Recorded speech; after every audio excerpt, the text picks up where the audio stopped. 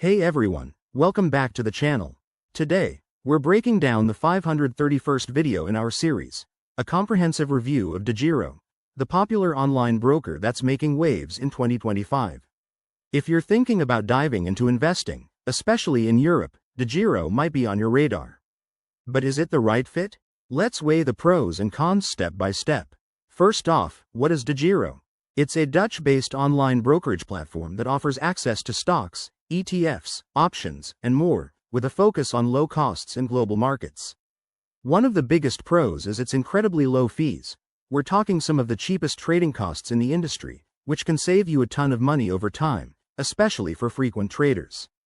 Plus, DEGIRO provides a wide range of investment options, including access to over 50 exchanges worldwide, making it super convenient for international investors. The platform is also user-friendly, with a clean interface that's easy for beginners to navigate, and they offer handy tools like real-time data and educational resources. But it's not all sunshine and rainbows. On the cons side, DEGIRO has limited customer support options. If you run into issues, response times can be slow, which might frustrate you during critical moments. Another downside is that while fees are low, there might be hidden costs like foreign exchange fees for non-euro trades, potentially eating into your profits. Additionally, the platform lacks some advanced features that pro traders might need, such as in-depth charting tools or automated trading bots. And let's not forget, availability varies by country. If you're outside Europe, you might face restrictions or need to jump through hoops to sign up.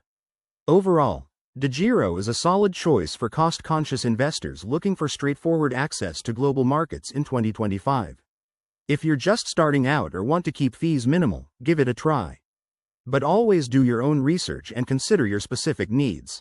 Thanks for watching. If you found this helpful, hit that like button, subscribe for more reviews, and drop your thoughts in the comments below. See you next time.